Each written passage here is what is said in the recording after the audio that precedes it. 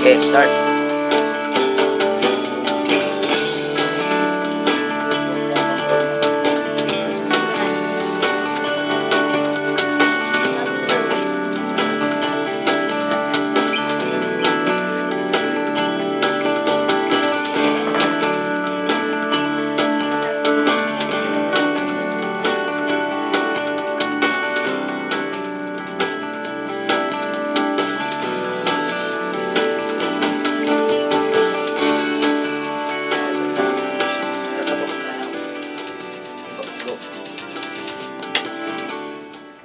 Okay, happy morning po mga mahal ating tagapakinig ng ating programang Shopper's Talk.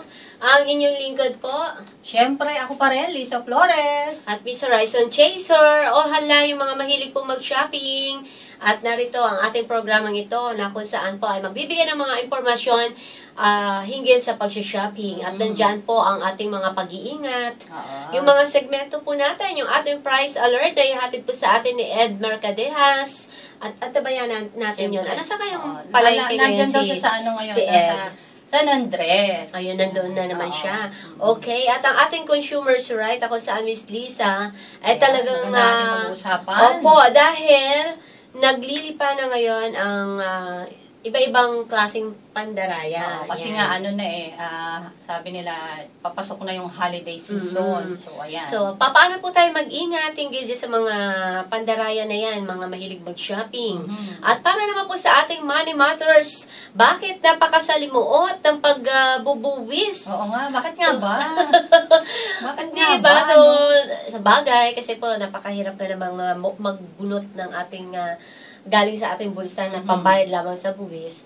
Pero po, alamin natin kung gaano naman ito kahalaga sa atin, sa ating bansa, itong pagbabayad ng buwis. At ano-ano yung paraan.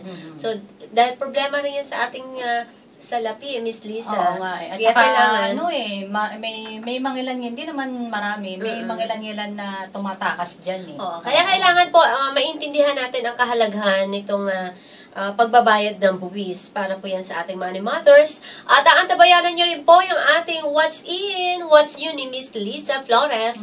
Ano bang kanilang aabangan? Surprise? Yes, hindi. Bigyan na natin sila ng konting hint. Sinusuot ito sa ulo. Okay. Parang pero hindi gusto ko siya yan. helmet. Oo, siya helmet. Okay, nasa na ating bed. At happy morning sa'yo sa ating technician. Ayan, si Kuya Eric Alente. Yes, ayan. Happy nung tayo sa pakikinig ng Shopper's Talk. Ayan, kahit na medyo makulimlim sa labas. Maraming salamat kay Doc Louie kanina. Ang ganda ng health news nila ni Miss Bel Sorara, na kung saan po. Lagi namang magagandang topic ni Miss Bel sa kanyang health watch. Napapanahon po natin. At kung nandyan na po sa kabilang linya ang ating masipag na reporter ng ating price alert. Pero abangan niyo po kung nasaan siya ngayon. Baka nag-iikot-ikot pa. Kasi dyan sa San Andres Market, Miss Horizon, maraming tindang prutas dyan. Okay, magbabalik po ang Shopper's Talk sa loob lamang ng ilang minuto. Happy morning! I've never needed anyone to be happy, but that's the way that things go wrong.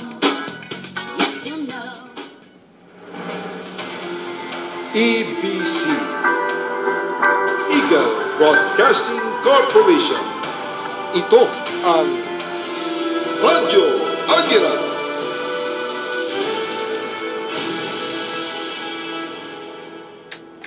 Ang ating oras, 12 minuto makalipas ang ika-10 ng umaga. Discounts, bargains, sale. Hilig mo bang mag-shopping? So di dapat magpahuli sa mga mura ngunit de kalidad na produkto. Join na kayo sa usapang shopping. Shopper's Talk, dito lang sa Radyo Aguila. You know what I'm saying? Happy. Okay, nagbabalik po ang programang Shopper's Talk. Happy morning sa mga kagigising pa lamang dyan. Ako, weekend po kasi ngayon. Talagang napakasarap matulog. At saka kasi pagka ganyan ng panahon, masarap mamaluktot. Tama, Miss Lisa. Pero po, Nako, siyempre ito rin yung araw ng ating mga tagapakinig natin, mga kababayan natin na mag-shopping kahit po sa Yes. kabila ng kahirapan ng ating buhay. Talaga pong hindi po Hindi maiwasan. maiwasan. Tsaka alam mo ba, Miss Horizon, na yung pag-shopping, minsan, ginagawa rin yung banding ng pamilya. Opo. Sama-sama sila nag-shopping. Okay, bago po tayo ma-addict sa pag-shopping, hindi naman yung salitang addict bawal, Yan. kundi pagkahilig yan Yan. na mag-shopping. Ay isusunod na po natin ang ating mga karapatan para sa pag-shopping na yan. Narito ang ating consumers' rights. Consumers' rights.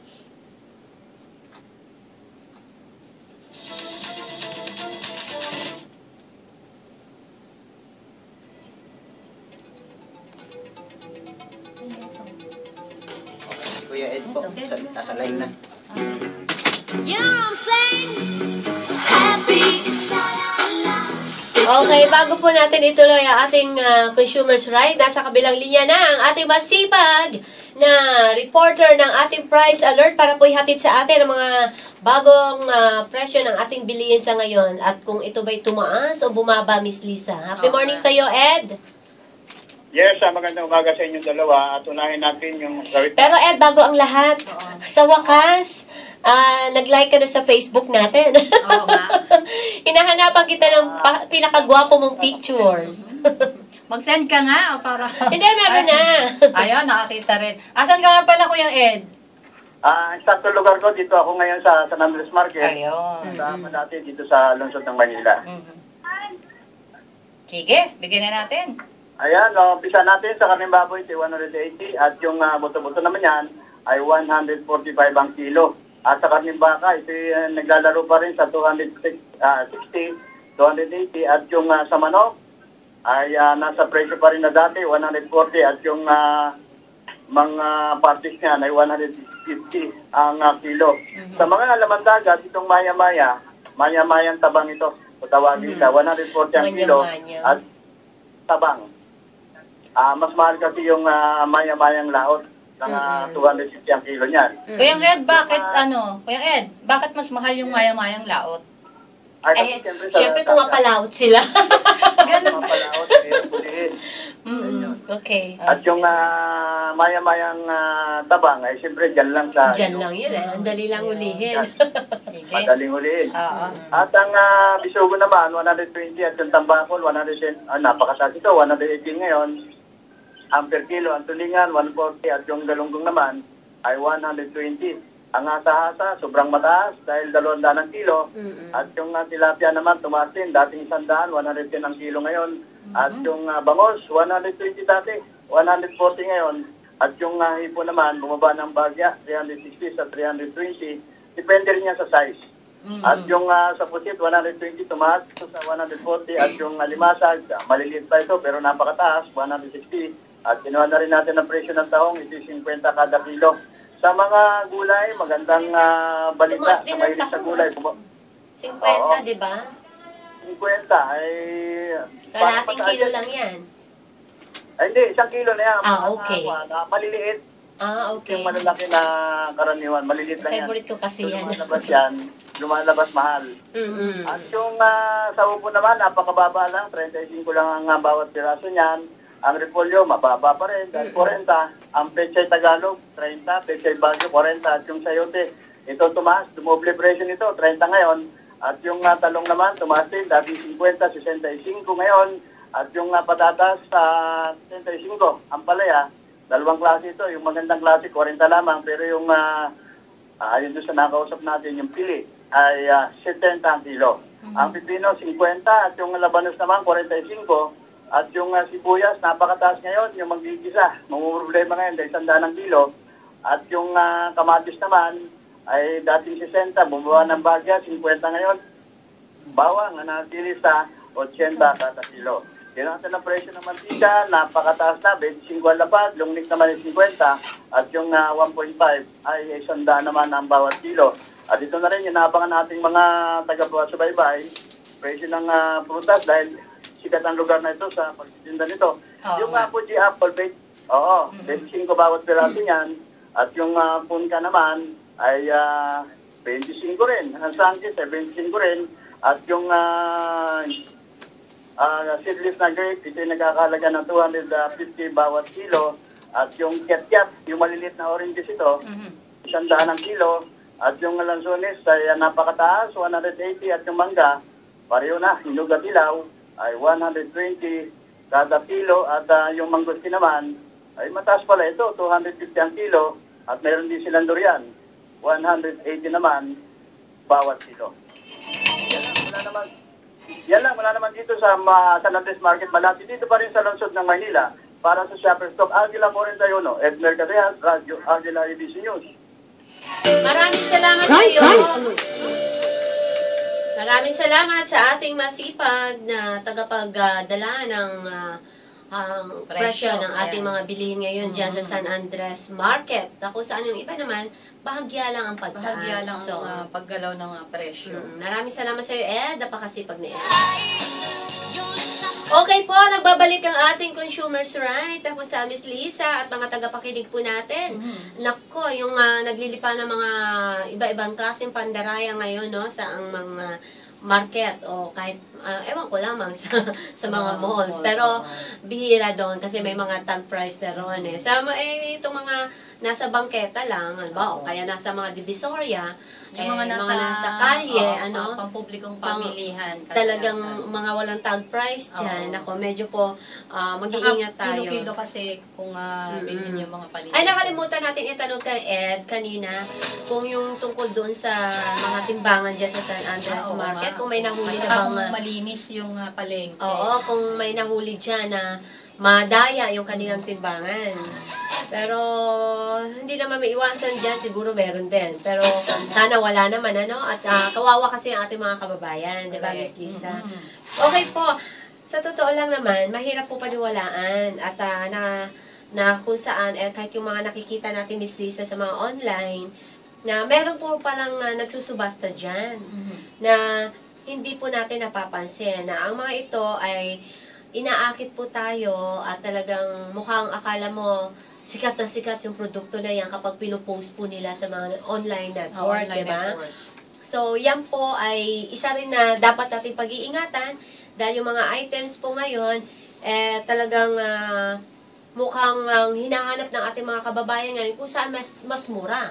Minsan kasi, kailangan, sa panahon ngayon, ang lahat ng pagtitipid, kailangan gagawin natin eh. Tama, kasi nga, ang tunguhin ng mga nagpo-post dyan sa mga online network na iyan, na tunguhin nila, maakit po tayong lahat. Kaya po, ginagawa nila lahat yung pang-aakit din, na yung isang produktong simple, na ginagawa po nilang parang napakadali, na makuha mo, dahil tatataka nila ng pagkaganda-ganda ng post, ano tawag daw, ng pag-lettering, ng sale, ganyan. Na may pictures, may pa-highlights pa, na tipong nagbibigay pansin talaga sa atin. Lalo na kung napakaganda tingnan itong mga items na yan. Pero po, yung pala, wag ka. Biktima na pala tayo ng pandaraya. So, hindi naman po lahat Ito po'y maaring inaano lang natin ng paraan ng pag-iingat. Dahil marami po talaga din ang gumagawa ng ganyan. So, yung pala po, mabibiktima tayo.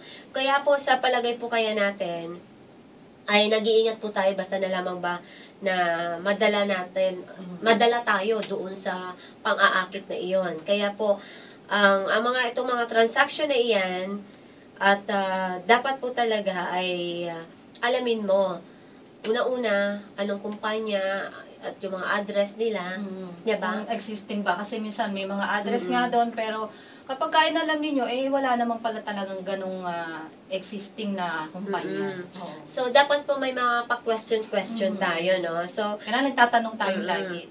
Hindi yung basta mag-deposit na lang tayo ng payment, tapos hintayin na lang po natin na maipadala sa inyo ang produkto na wala tayong kasiguraduhan. Dahil marami na pong nabiktima ng ganyan.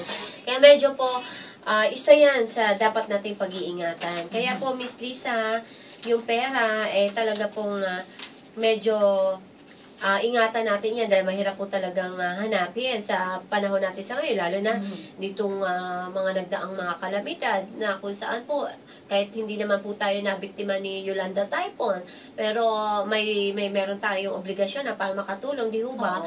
Kaya lang, baka nasasayang lamang doon sa mga items na akala natin, talagang nakakarating sa'yo at masisiyahan ka naman sa iyong pamimili. Ayan. So, lilinawin pa natin ang gusto, Miss Lisa, yung mga iba't ibang klaseng panlilin lang dyan sa online na tinatawag na subasta. Etong mga subasta na ito sa internet po, ay isa yan sa pinakasikat na bagay sa web na tinatawag. Kaya binibigay po ito sa mga consumer, yung mga virtual na sinasabi na talipapa, kung saan nga po makakapamili ng walang katapusang pagpipiling produkto. Kasi napakadaming walang kahirap-hirap. Napakarami na pinupost ng mga produkto dyan, magmula sa pagkain, gamit sa katawan, gamit sa Tama, bahay. at hindi ka na rito limitado sa pamimili sa iyong mga lokal na mga mall sa malapit sa inyo. At hindi kailangan maglakad-lakad tayo, Kahit nandiyan ako na. pala, sa bahay ka lang, So, pwede ngayon kang po, mamili. Tama yan. So, ngayon po ay makakapamili na tayo dahil lamang sa mga ganyang klaseng web na yan.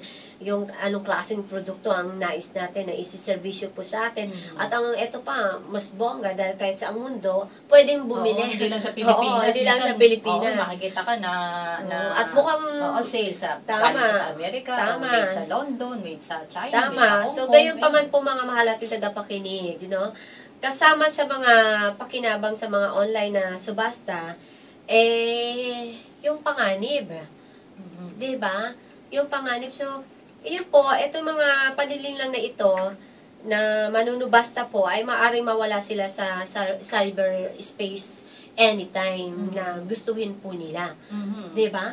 Kaya halimbawa, i-block mo lang. Oo, halimbawa ngayon, may oo. nakita kang item na ipinost nila na ganito ang halaga, di umorder ka.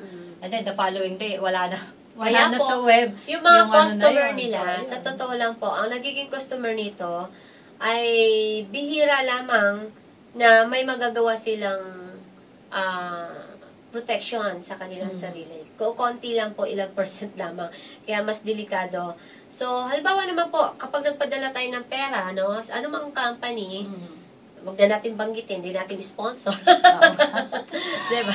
Kasi marami namang kumpanya yan ang serbisyo, yung pagpapadala ng pera. Alamin natin yung mga tips paano po maging safe. At sabi nga, hindi ito kaugnay ng mga nagsusubastang ito, yung kanilang mga customer na kung nabibiktima po sila. Kasi halimbawa, sa isang company, yung padalahan ng pera, diba? Hindi na nila problema yun kung naloko ka, kung saan mo ipinadala. Kasi, siyempre, yung mga kumpanya yan, kukunin nilang address, yung pera mo, pati valid ID mo. So, wala na silang pakialam kung totoo ba yung kumpanya na yun o hindi. Kaya, mamaya nakuha na nila yung pera mo, wala namang produkto. Kaya naman po, pumalpak ng produkto. Tapos biglang nawala sa website. Oo, yun ang masakit dun hinahanap mo, hindi mo na makita, hindi mo na mahahabol yung binatawan ng pera. Kaya ibahagi po natin, Miss Lisa, yung mga impormasyon. Paano tayo mag-ingat? Una, dapat daw po tandaan natin na hindi inirekomenda ng padalahan ng kumpanya na ang serbisyo ay pagpapadala ng pera. Pagpapadala ng pera. Paggamit ng itong tinatawag na money transfer, para bayaran po yung mga binili natin dyan sa online na subasta. So, napakalagang tandaan na hindi po ito nag-aalok na anumang uri ng protection sa pagbili o serbisyo. Kaya tandaan po natin yan. At ginagarantiya or paggarantiya po na hindi po sila mananagot para sa hindi po nila or hindi pagtanggap o kalidad ng mga produkto. Wala silang kinalaman wala na silang pananagutan kung hindi natin matanggap yung produkto o kung may matanggap man tayo ay hindi maganda yung kalidad. Tama. Kaya hindi nila yan problema. Yung serbisyo na yan, pagkukolekta o pagtatabi. Kaya nasa atin. Ano ba yung iba pang tips, Miss Lisa? Kasama din dun sa dapat natin pag-ingatan sa isang online na nagsusubasta. Yung tumatanggap lamang ng money transfer kasi karamihan nga, hindi man lahat, yung kanilang mode of payment ay through money transfer. So, dapat mag-ingat tayo dyan. Dahil karamihan ng mga lehitimong nagsusubasta, handa naman tumanggap ng higit sa isang uri ng pagbabayad at hindi lang sa pamamagitan ng money transfer. Tama. At ang pangatlo, pakatandaan natin at check-in po natin na tingnan yung anumang batayan ng etong sa nagsusubasta o yung feedback po. Yung feedback ng iba bago pang ka nakabili. bumili. Yan, So, medyo alamin mo na. Pagka positive yung feedback. O kaya, di ba, copy mo yung link nung website na naroon yung gustong-gusto mong produkto. Tapos, Search post mo, po sa yung sa timeline mo na, ops, sinong nakasubok na bumili sa kumpanyang ito. Mga ganun ba, di ba? Pakisuyo naman po kasi may gusto akong bilhin para naninigurado lamang ako kung talaga pong maganda ang kanilang serbisyo. Di ba wala namang masama doon sa paninigurado. So, yung kung ano po yung record baga, di ba? So, ano pa? Ayan. Dapat din natin tandaan na hindi pinapayagan nung mga kumpanya na ang serbisyo nga ay pupadala ng pera, na magpadala ng pera ang mga consumer sa mga peking pangalan. Dahil hindi ito magbibigay sa atin ng proteksyon.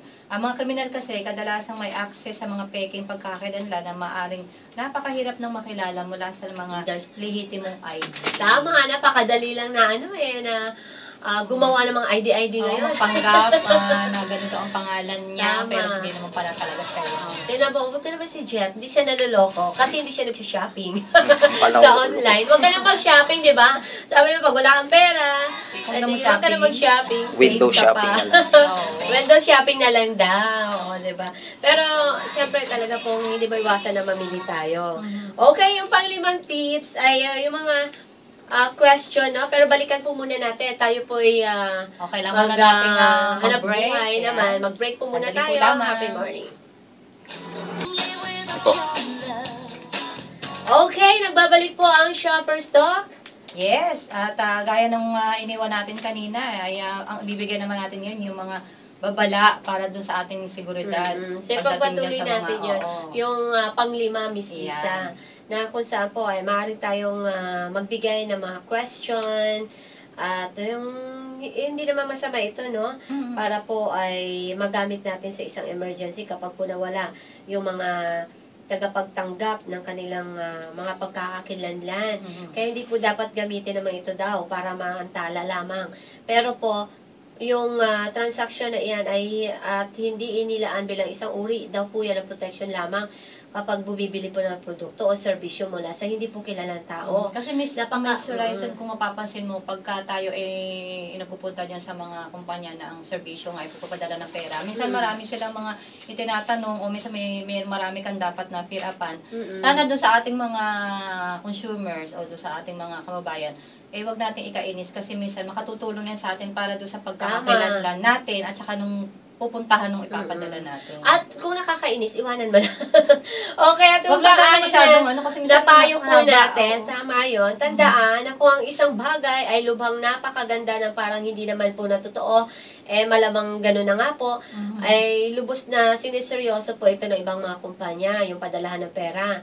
Ito mga problemang panliling lang sa customer po. Kaya pinahalagahan natin yan, yung mga customer na gumagamit daw po ng mga serbisyo na alam natin na pinaghirapan nila daw po yung kanilang pera. Kaya kapag nalamangan ka, itong mga isa ka sa mga customer dyan, sa mga itong mga biktima na itong mga nambibiktima na ito ay talagang ganun din ang damdamin ng mga nagpapadala ng pera. Kaya po ay kumikilos naman sila na ipaalam ito sa iba't ibang uri ng mga panlililang ng customer. Kaya po marami mga impormasyon kung paano po tayo mag-iingat para diyan sa mga subasta na ito. Kaya sundin natin dahil tayo rin naman po ang maapektuhan kapag di po tayo sumunod dahil maraming perang masasayang, Miss Lisa. Napakahirap pa naman kita. Kaya magbigay tayo ng payo doon sa mga siyempre. nagsusubasta na yan, yung mga mandaraya na yan, na wag na sana silang mandaraya na kayo, papayuhan pa namin kayo, ha? Huwag kayong mandaraya na sa susunod.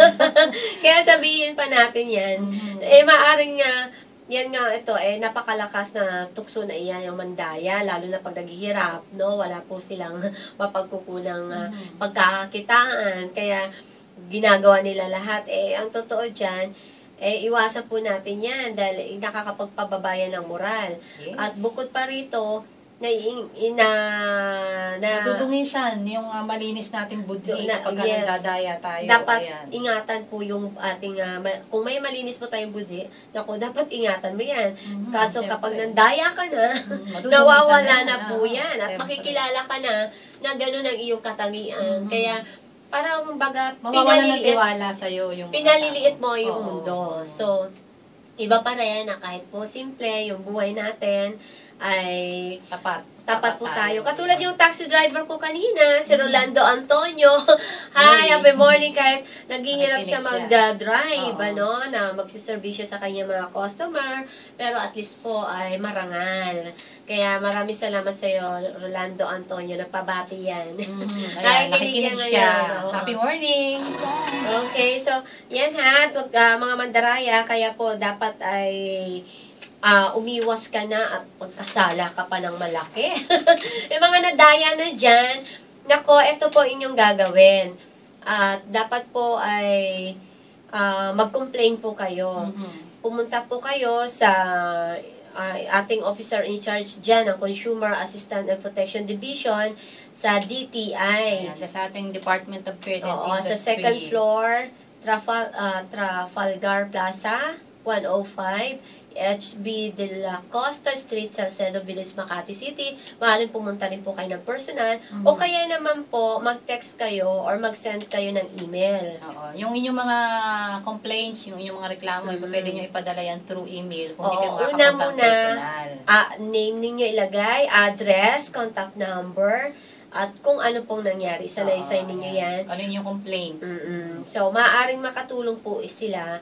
Etong nasa DTI po natin, yung CAPD. Nandiyan si Miss Carolina Carbonell. So, yan po, i-address nyo dyan kapag po kayo ay nasubasta na. Or eto, Naging biktima ng subasta. or paki-announce Ayan. ka yung Pwede rin tayong mag-send email ng address nila. email natin, yung mga complaints sa legal.dtincr@gmail.com. Tama. Small yan. letters po lahat yun. Opo. At, okay, tumawag po kayo sa DTI direct number 632-751-330. Yan. At sa Ayan, pwede rin bukod doon sa sinabing number kanina ng Miss Horizon, pwede rin sa 811-8231 hanggang 32. yan, tumawag po kayo. Okay. So, yan po ang ating consumers right. Dapat po ay tandaan natin yung pag-iingat po sa ating mga nais-bilhin. Dahil nga tulad ng sinabi namin ni Miss Lisa, talaga pong ang pera ay napakahirap pong hanapin ito. At marami pong nangangailangan kung may pera naman din po tayo. Meron din kami dito, kaya din namin. Particular na tinalaki namin ngayon, Miss Horizon, ay yung yun nga pag-iingat na maging biktima tayo ng mga nagsusubasta online. Ayan, or pamadala ng pera. Okay, susunod naman po natin ang ating segment na Money Matters. Money Matters. Buhay ay magiging sagana kung matalino sa paggasta. Money Matters.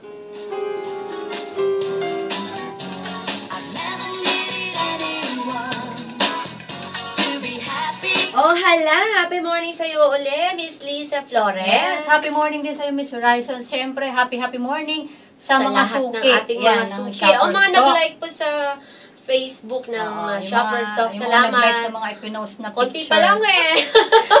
Teka pala, mag-like na kayo. Kumusta nga pala kita at hindi mo ako sinamahan last Sunday? Kumusta naman yung lakad mo? Ay, syempre, napakahalaga ng lakad na yun. Kailangan kung ikaw, may time ka rin sa Gusto ko spiritual nga na rin bagay, sumama. may time din Oo. ako sa ganon.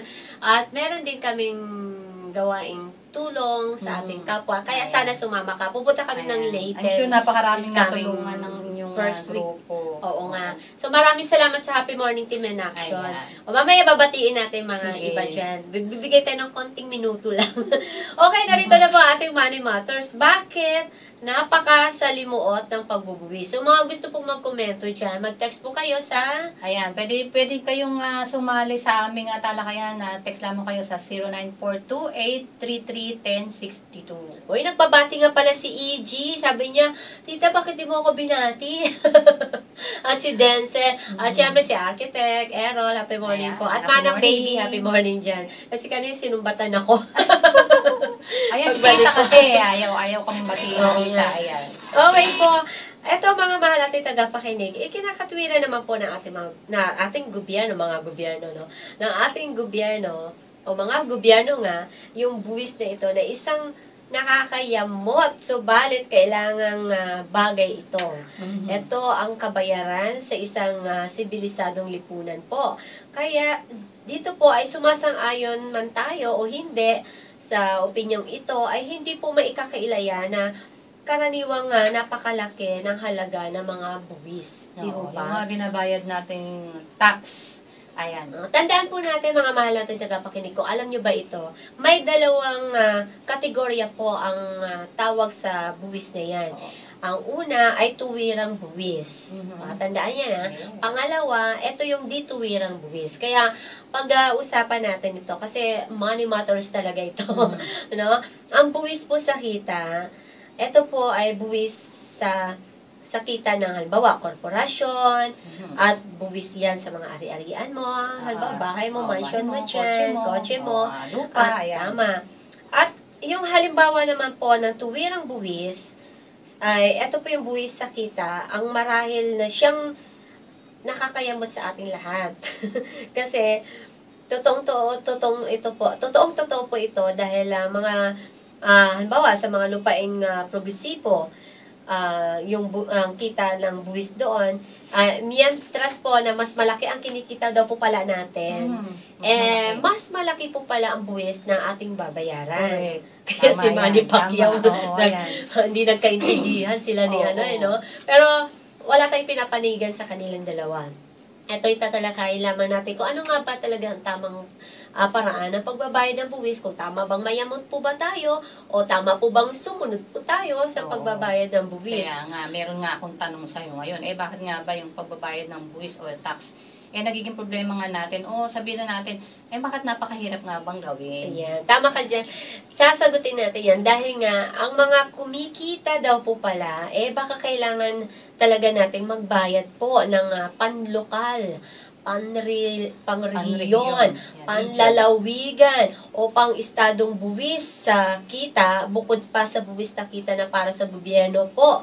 Kaya, yan ang dapat natin naintindihan. Kaya ganito rin po yung palang buwis. Oo, sa ibang bansa, Miss Lisa, like Belgium, Canada, Espanya, Estados Unidos, sa Japan, sa Ireland, sa Korea, mga bansa na yan, ay ganun din po sila ang kanilang binabayaran. At kasali dyan po, mga mahal nating tagapakinig, yung mga magsishopping, itong mga dituwirang buwis na tinatawag, ang buwis sa benta. Yan po yun. Itong mga buwis na ito, pinapataw po yan sa mga alak at sigarilyo. At ang mga buti na lang dito sa atin, bawal ang nagpapatalastas ng alak at sigarilyo. So, yan yung dapat itong tawag dyan dito wirang buwis. At ang mga buwis po sa adwana. So, hindi gaanong napapansin ang mga ito dahil nga po sa mga tuwirang buwis na nakikita natin. Subalit, maaring makabigat pa rin po ito sa kabuhayan natin. Lalo na para doon sa mga mahihirap. Doon po makikita natin sa magazine ng Frontline sa India, Miss Lisa, ay ikinakatwiran nila yung yung manunulat doon, kala mo friend ko siya, si Jayali Gos, friend natin. Ito po ay sabi niya na maling haka-haka daw po yung mga nakakariwasa diyan, yung mga mayaman baga, at yung mga sila yung nagbabayad ng buwis na bumabalikat ng mga malaking bayari sa mga buwis doon sa ibang bansa like India. Kasi dito sa ating, sabi nga, ang katwiran nila, kung sino daw yung mayaman, sila yung malaking nagbabayad ng buwis. Maling-mali po pala yung haka-haka na yan. Pantay-pantay po tayo lahat, mapamayaman ka man o mahirap. Lalo yung mga dituwirang buwis, yung mga kasi mga dituwirang buwis, parang yan yung mga hidden na taxes. Tama. So, lahat po ay wala pong excuse sa pagbabayad ng buwis. Lahat po tayo so, lahat, ay talaga mayaman o mahirap, kailangan mo bayad ng buwis. Tama. So, sa ibang bansa, halos 95% yan na kabuang nakokolekta nila sa buwis. So, dito sa atin, malaki rin naman. Kaya lang ang nangyayari nga, mamaya. Kasi Ano nga bang nangyayari? Parang, ang hirap, kasi kailangan, wala tayong panigan sa kanila. Kundi, pinapaliwanag lamang natin kung gaano po kahalaga ang pagbabayad ng buwis. Ano nga ba talaga ang ginagawa ng ating gobyerno Kaya sa nga, mga salapi, salapi na galing sa mga buwis? Tama. So, walang alinlangan yan, Miss Lisa, dahil napakalaking halaga ng salapi yung kailangan ng mga gobyerno natin para makakilos po sila at makapaglalaan po ng mga kinakailangan mga serbisyo. Kasi doon kukunin yun So, yung palang mga binabayad natin buwis, yun naman ang ginagamit ng gobyerno para Tama. magbigay naman sa atin ng Tama. serbisyo. Kabisado naman na natin kung ano yung mga pinaglalaanan ng ating gobyerno. Kaya pumunta po tayo sa ibang bansa para may halimbawa po tayo. Halimbawa sa Pransya, 1 hanggang 4 na katao daw po ang nagtatrabaho doon sa pampublikong sektor, Miss Lisa. Kasali na rito yung mga guro, manggagawa, at mga tauhan sa mga museo at ospital, at yung mga pulis. So, iba raw po pala dito Lisa, na mga manggagawa sa gobyerno, kailangan daw po pala din nila yung mga buwis para sila mapasweldo. Diba? Halos pareho lang naman sa atin. Sa buwis nang gagaling yung kanilang sweldo. Yes, sa madaling salita. Ito yung mga buwis din na ito ay gumugugol po ito sa pagpapagawa ng mga lansangan, paaralan, ospital, at nakakatulong ito sa pagbabayad din sa mga serbisyo ng gaya ng pangolekta ng basura. Ayan. At paghahatid ng kung ano-ano. So, yun po ay sa ibang bansa ay ganun din. Parang halos din yan sa atin. Ito yung mga pangangailangan din. Yung mga sa militar nila. Meron din tayo rito, no? Oo. Ay, dahilan din yan para Isa rin yan pala sa ginagastusan ng mga gastusan ng buwis. ating Ayan. ng buwis. So, pinapataw dyan yung makita ng mga mayayamang mga Britano para matustusan yung kanilang mga digmaan doon, digmaan dito. Pero mo, nakakalungkot isipin, bayad ka ng buwis para patayin ang... Pag may mga gera pala, yung buwis na binabayad natin ang ginagamit ng mga mga military. So, isa yan, para patayin yung ibang kalaban. Magpatayan sila. So, sana wag naman gano'n, no, yung buwis. Ato, against ako rito, Kaso, yun ang nangyayari sa katotohanan. So, sana po, wag mangyari ito. Pero mangyayari talaga. Ang hirap. Ang hirap isipin. Sa ating kasi mga may mababang loob, ayaw natin ng ganyan. Mapupunta yung buwis na yan, no? Pero sana, ganun pa man, doon napupunta po yung mga buwis na yan. At makikita rin doon yung mga, halimbawa, Lisa, yung pagbabago sa lipunan, doon din nakukuha yung mga buwis na yan. Kaya nakikita ka, uy, dati luma yung ganito, yung City Hall. Ang ganda-ganda na. Yan. So, galing din po yan sa buwis. Kaya himahimayin natin. Dati, yung kalsadang to, walang ilaw. Ngayon, marami ng ilaw. Oo, kaya kinikintal-kintal po natin talaga ng gusto sa kanilang puso. Itong paraan ng mga buwis na yan. Napakarami tinutukoy, kaso kulang yung oras natin dyan. Pero itutuloy natin to, Lisa, sa next Sunday dahil mahalaga po na mahimay-himay natin. Lalo na napakainit ang issue ngayon tungkol sa pagbuwis. Itong ating sikat na boksingero, si Manny Pacquiao, hinahabol ng ating biyaya. Sa kabila ng nagbigay siya Kaya ng bago parangalan. natin husgahan ng bawat isa sa kanila, ay pakinggan niyo po ito para makita natin sinong tama sa dalawang iyon, na si Pacquiao ba dapat bang sumunod sa BIR o yung BIR baka naman po sumobra din naman sila, at yung karapatang pantao baka nasaklaw na. Kaya po mahalagang bagay ito, Miss Lisa, dahil money matters talaga ito, na may intindihan ng ating mga kababayan itong pagbabayad ng buwis. Makapal-kapal pa po ito, itong topic na ito. Kaya medyo po talagang doon muna tayo sa maganda yung may aabangan pa sila sa susunod na linggo. Yung mga pagtaas ng mga buwis na pinapataw po sa atin at kung ano pa man. So, abangan nyo po yan. At maya-maya susunod naman po natin ang ating What's In, What's New.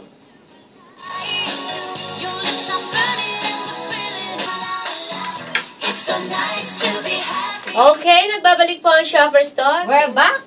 Miss Lisa Flores, happy morning po muli. Happy morning po ulit sa inyong lahat. Ayan, so excited na po ba kayo kung ano pong bago natin? Ako excited na. Ako rin naman.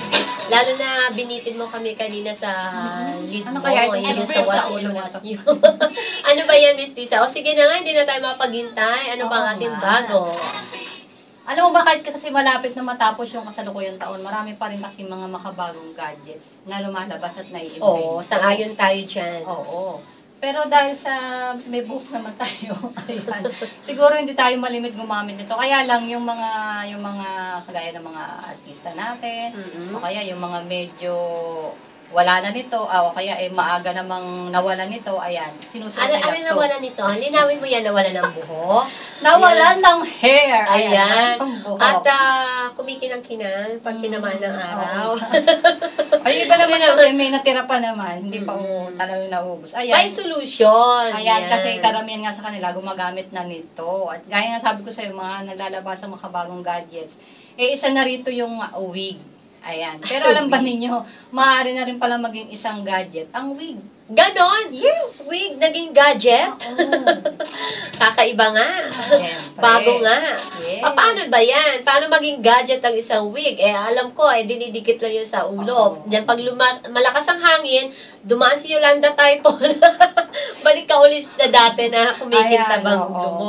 Kasi, ang isang, inimbento ito ng isang sikat na kumpanya, na itong ang wig nito meron siyang built-in computer, meron din siyang wireless internet connection, meron siyang sensor. Pwede mag-internet? Ayan, oo, meron siyang camera at the remote control Ganon, pa. wig. Bagay yan sa mga, sa mga, anong tawag dito? Mga nag-iimbestiga.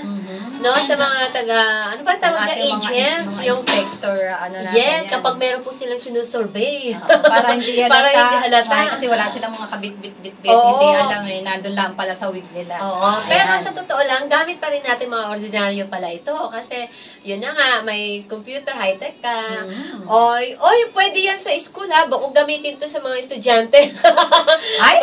Baka perfect nila yung kanilang exam. Naku. Akala ni Ma'am, ang galing niyang mag-add. Mag-add. Yung wala pala siyang dalang calculator. yung pala nasa wig niya, yung kanyang Ayan, ang kodigo. Tulad ng ating Ayan, wig. ipopost natin yan sa Facebook, Sige. ha? Oo, Yung ayan. etong klase po na wig na ito, na high-tech. Talaga po yung may yung, gadget. Yung style ng kanyang wig, Oo nga. uso yung Hala, meron style. talaga, no? Diba? Ang ganda po, Oo, kakaiba. ayan. At, alam mo ba, Miss Raison, na itong wig nito, kaya rin bumasa ng brainwave ng sino mga tao na merong suot nito. Makakatulong ito para ibigay ang direksyon ng lugar na kanyang patutunguhan dahil meron din itong GPS. ganon. Kaya hindi siya maliligaw. Ayan, kasi yun yung magtutulong Parang sa kanya. itutulong ka ng wig mo, bumubulong sa'yo. Nagsasalita ba siya? Nagbabibrate pa nga eh. Ay, ganon.